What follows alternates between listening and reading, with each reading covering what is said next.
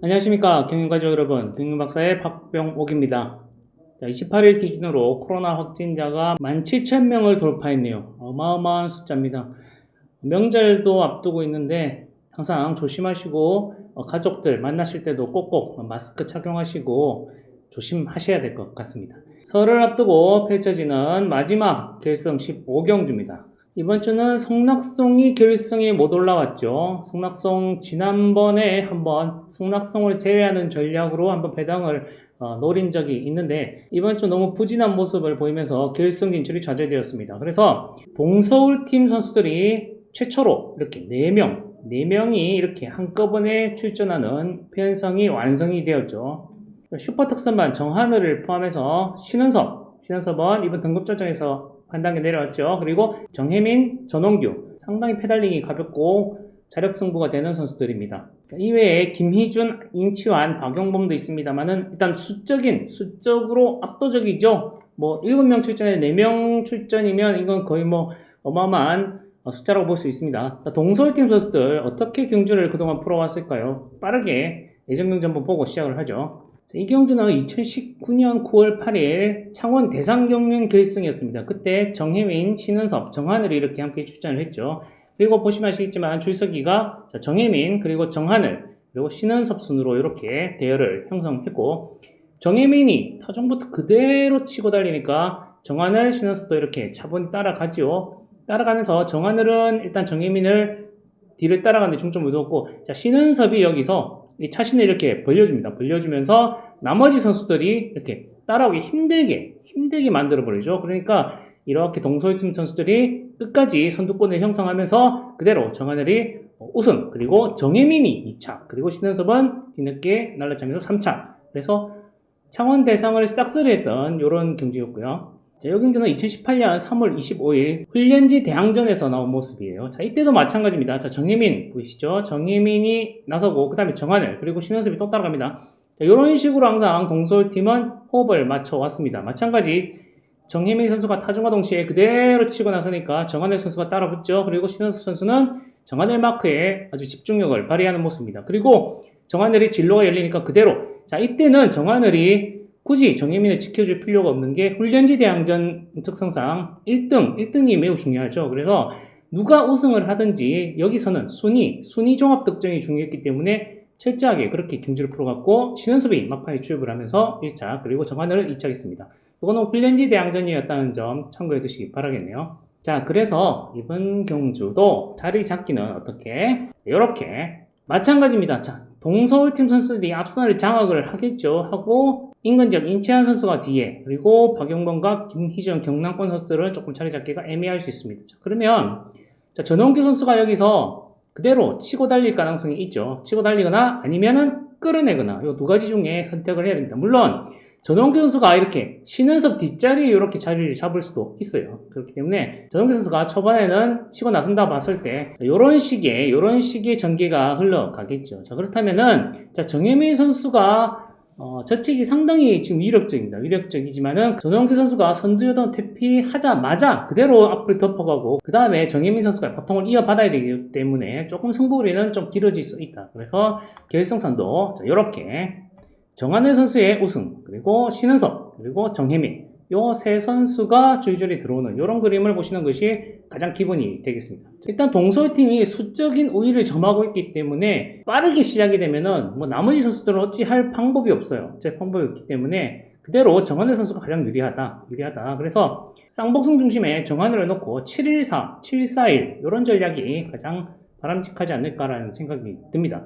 그리고 쌍승을 꼽는다면 저는 7일 말씀드렸다시피 이번 경주는 흐름이 굉장히 빠르게 진행된다고 볼 때 신은섭이 정하늘 뒤에서 막거력을 발휘할 것으로 예상이 됩니다. 하지만 그래도 전원규 선수가 말씀드린 것처럼 조금 더 타이밍을 잡고 나선다면 그때는 정혜민의 젖히기도 나올 수가 있죠. 정혜민이 만약에 젖히기를 쏘는데 정하늘이 조금 머뭇거리거나 다리가 조금 말리면은 이거는 4-7로 뒤집어질 수도 있습니다. 그래서 정하늘을 조금 미심쩍게 보신다면 저는 4-7도 가능성은 있지 않을까 이렇게 보실 수 있겠네요. 이렇게 경주가 순리대로만 풀리면 너무 쉽지만 복병도 없지는 않겠죠. 설입니다. 설 앞두고 이렇게 그냥 착하게만 탈 것이냐, 착하게만 탈 것이냐, 그것도 한번 고민을 해봐야겠죠. 만약에 썰을 앞두고 배당이 터진다면, 승부욕을 불태우는 선수가 있다면 저는 김희준을 한번 꼽고 싶네요. 김희준 선수는 지난해 정한을 선수를 잡고 우승을 2번이나 했던 유일한 선수입니다. 나머지 선수들은 정한을에게 좀 열세를 보였습니다만 이상하게 김희준은 2번이나 정한을을 무너뜨리고 우승을 차지했었어요. 그래서 김희준은 어떤 생각일까?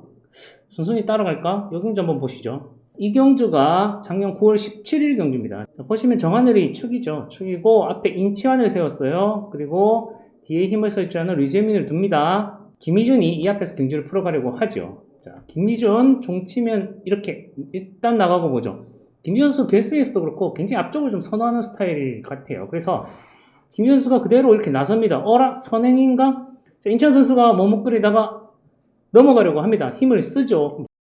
정하늘 선수가 여기서 굉장히 헷갈려요. 이거 어떻게 따라가야 될지 고민하다가 자, 인치환이 넘어서니까 따라갑니다. 근데 김희준이 다시 들어 올리죠. 그러니까 정하늘이 순간적으로 밀리면서 김희준이 다시 부스터를 발동하면서 우승까지 차지했어요. 그리고 김희준과 인치환이 들어오면서 배당이 터졌죠. 그래서 이번 경기도 자, 김희준이 자리 잡기가 곤란할 것이다. 그러면 김희준은 뒤에 따라가다 끝납니까? 아닐 것 같거든요. 그래서 김희준 일단 나가고 볼 것 같아요. 일단 나가고 보면 자, 누구든지 한 명은 나갈 거다라는 생각을 가지고 뛰쳐나갈 가능성이 있습니다. 이때는 전홍규가 될 수도 있고 정혜민이 될 수도 있고 자, 인치환이 될 수도 있어요. 자, 그래서 인치환도 동서울팀 뒤만 조조를 따라다니다가 끝날 것이냐? 그렇지 않지도 않을까요? 인치환은 굉장히 승부욕이 좋죠. 그리고 몸도 나이를 들수록 점점 더 좋아지고 있어요. 그래서 만약에 인치환이 여기서 지난번처럼 한번 그대로 치고 나서면서 동서울팀 승부 타이밍 뺏어버린다면은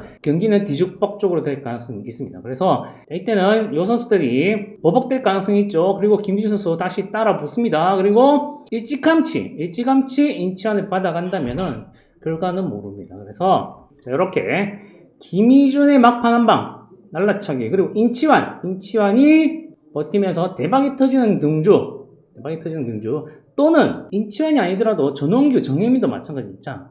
이때 정한혜 선수는 힘을 써야겠죠. 또는 정혜민 선수도 힘을 써야 됩니다. 누구든 힘을 써야 돼요. 나가려면 이렇게 힘을 써야 됩니다. 근데 만약에 이렇게 또 밀리거나 하면은 저는 김희준의 한 방도 가능하지 않을까. 물론 굉장히 큰 배당이 나오겠죠. 물론 큰 배당이 나올 겁니다. 나올 건데 설을 앞두고 마지막 결승에서 선수들 승부욕이 잠잠하지만은 않을 수 있다는 점에서 저는 한번 관심을 기울여 보시는 것도 좋겠다라고 생각이 들어요. 그래서 2-3은 물론이고 조금 경주권은 많아질 수 있습니다. 막판에 날라칠 수 있는 신은섭 그리고 박용범도 마찬가지고 정하늘도 가능하죠. 그래서 이번 경주는 2번을 배당의 중심에 놓고 2-3, 2-1, 2-6, 2-7까지 노리면서 대박 사냥을 한번 나서보는 것도 괜찮지 않을까라는 생각이 듭니다.